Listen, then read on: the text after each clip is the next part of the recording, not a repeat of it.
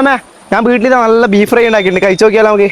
പോയാർന്ന് ആരാ പറഞ്ഞ എന്നോട് ബീഫ് വീട്ടിൽ കയറ്റാൻ? ഞാൻ കയറ്റലുണ്ടാടാ. അത് ബീഫ് ഫ്രൈ എന്നല്ലമ്മേ, ഇത് 165 എന്ന് പറയും. കഴിച്ചു നോക്കിയാലോ നമുക്ക്. എന്തിന് കഴിച്ചു നോക്കണം ഒന്ന്. ഇതാണ് നമ്മളെ 165 പുതിയ സാധനം. ആ അടിപൊളിയാന്നല്ലോ, നമുക്ക് ഇത് ഉണ്ടാക്കിയാലോ? ബാ ഉണ്ടാക്കി വെക്കാം. അപ്പൊ വീഡിയോ ഫുള്ള് കണ്ട നമുക്ക് ഇത് ഉണ്ടാക്കുന്ന റെസിപ്പി പറഞ്ഞു തരാട്ടാ. അതിന് വേണ്ടിട്ട് നമ്മൾ നേരെ നമ്മളെ വീട്ടുമുറ്റത്തുള്ള കാന്താരി തൈ പോയിട്ട് ഇതാ ഒരു 5-6 കാന്താരി പൊട്ടിച്ചെടുത്തിട്ടുണ്ട് കേട്ടാ. എന്നിട്ട് ഒഴിവാക്കിയിട്ടില്ല, നേരെ നമ്മളെ കറിവേപ്പില തൈയിൽ പോയിട്ട് ആടുന്ന ഒരു 2 ഇല്ലി കറിവേപ്പിലും കൂടെ ഇങ്ങ് പൊട്ടിച്ചെടുത്തിട്ടുണ്ട്. അങ്ങനെ നേരെ അകത്തേക്ക് വന്നിട്ട് ഇതാ വെളുത്തുള്ളി, അതുപോലെ തന്നെ കറിവേപ്പില, കാന്താരി, ഇഞ്ചി ഉള്ളവർക്ക് ഇഞ്ചിയും കൂടെ ആഡ് ചെയ്യാട്ടാ. അതിനുശേഷം നേരെ ഒരു പാത്രം എടുത്ത് വെച്ച് അതിനകത്തേക്ക് ഒരു 4 ബന്നങ്ങ് മേടിച്ചിട്ടുണ്ട്. അത് പീടിയെന്ന് മേടിച്ചാന്ന് വേറെ ഒന്നും വിചാരിക്കാറ്, അത് ഉണ്ടാക്കാൻ നമുക്ക് അറിയില്ല കേട്ടാ.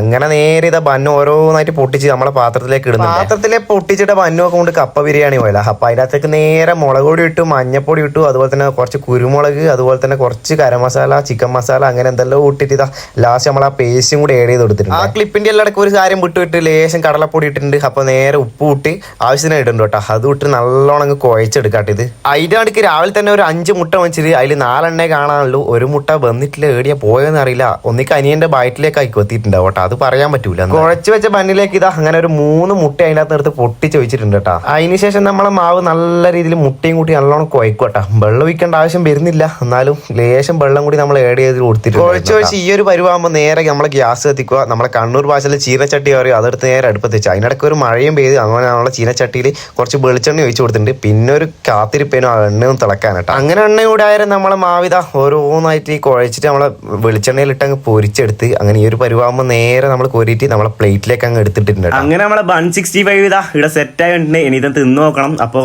വീഡിയോ ഇഷ്ടപ്പെട്ട എല്ലാവരും വീട്ടിൽ ഇതൊന്ന് ജസ്റ്റ് ഒന്ന് ട്രൈ ആക്കി വെക്കുക. പിന്നേക്ക് ഇത്രയേ ഉള്ളൂ. ഫോളോ ചെയ്യാൻ മറക്കണ്ട.